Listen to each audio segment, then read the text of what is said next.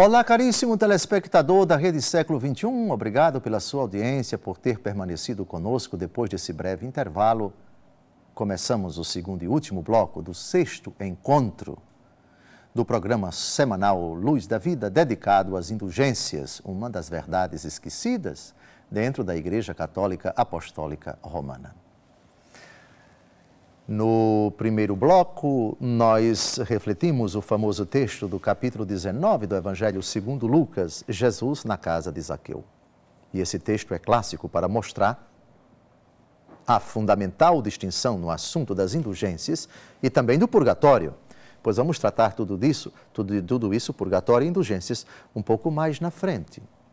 A distinção entre o reato da culpa e o reato da pena. Quando o pecador comete o seu ato ofensivo a Deus, o pecado, ele adquire uma dupla, digamos assim, vinculação.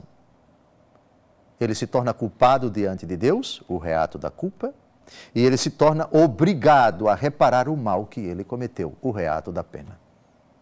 E Zaqueu demonstra exatamente isso, porque mesmo perdoado por Deus, portanto, tendo o seu pecado cancelado por Jesus, e a prova disso é Jesus que diz, hoje a salvação entrou nesta casa, porque também este homem é filho de Abraão, pois o Filho do Homem veio salvar o que estava perdido.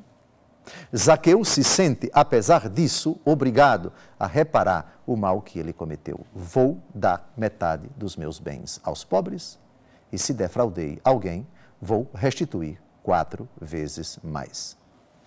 Mas não foi somente a figura de Zaqueu que se enquadrou nessa distinção, e Jesus ratifica essa distinção. Hoje a salvação entrou nesta casa, e Jesus fala depois que Zaqueu faz a promessa. Portanto, para Jesus, não é suficiente você se arrepender e se reconciliar com Deus. Precisa reparar o mal que você cometeu, pois o pecado traz consequências.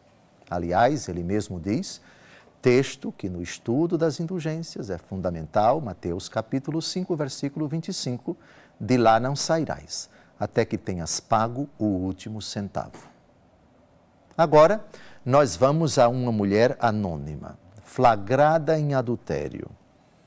Ela foi arrastada pela multidão de homens, evidentemente, que queriam, sequiosos de sangue, lapidá-la. Ou seja, matá-la com pedras. Queriam apedrejá-la. E eles colocam Jesus à prova, perguntando, olha, Senhor, essa mulher foi flagrada em adultério. A lei de Moisés diz que ela deve ser apedrejada. E então? O que é que o Senhor diz? E Jesus ficou calado e começou a escrever na terra. Eles reiteram a pergunta. Querem que Jesus responda. É uma armadilha. Porque se Jesus dissesse, lapidem-na, ou seja, apedrejem-na, eles diriam, é desumano. Eles diriam, é assassino. Eles diriam, está aí onde está o misericordioso. Se Jesus dissesse, não apedrejem, porque vocês seriam desumanos, porque isso é um absurdo, Jesus seria acusado de desrespeitar a lei de Moisés. Portanto, se dissesse sim, estaria em maus lençóis. Se dissesse não, também estaria em maus lençóis.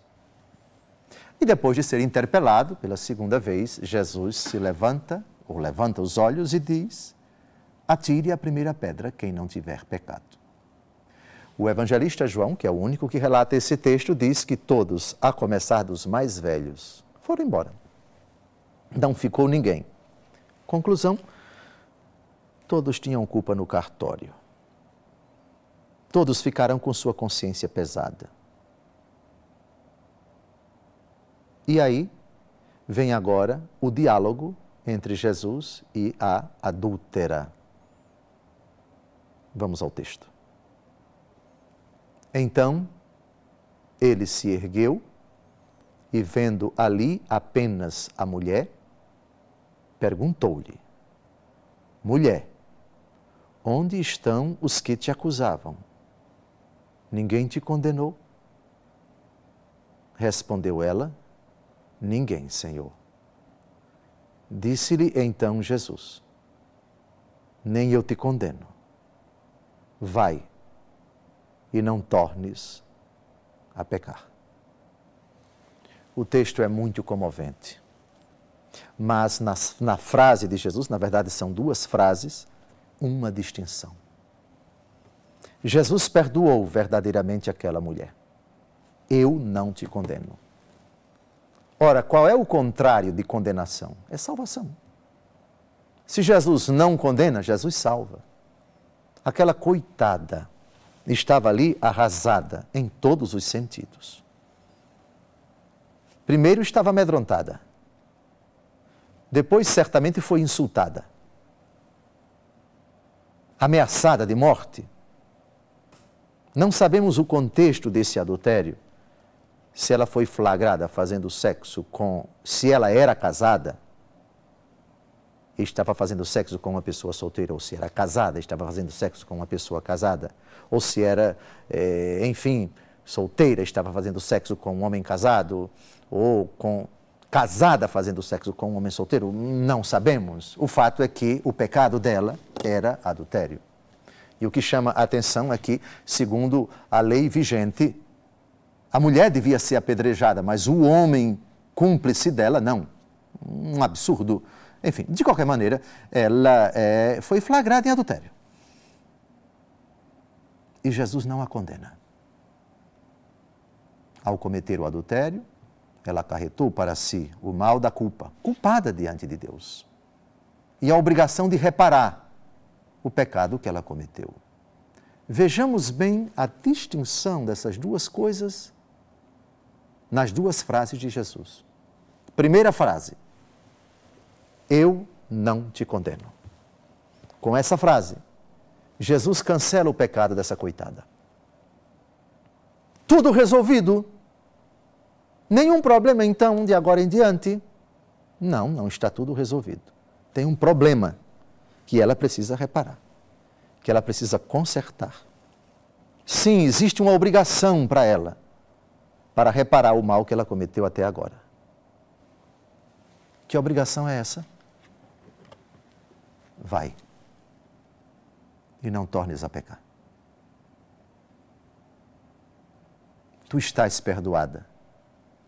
Isso não te exime de te mortificares, de fugires das ocasiões de pecado, de rezares insistentemente, de fazeres jejum, mortificação, oração, a prática da caridade, de fugires da ocasião de pecados.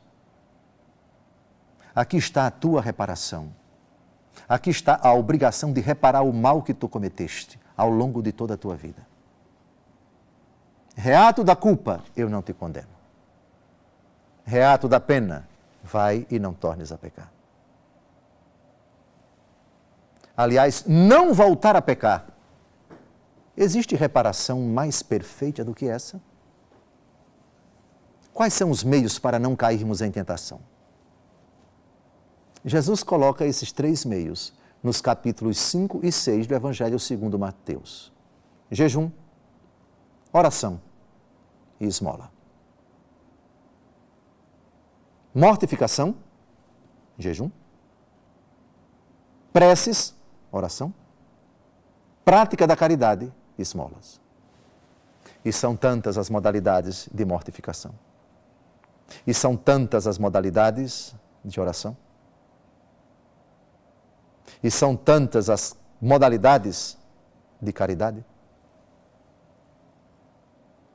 Não basta diante de Deus, depois de uma vida de pecados, para que tudo esteja devidamente resolvido entre nós e Ele, que simplesmente peçamos perdão a Ele e nos reconciliemos com Ele.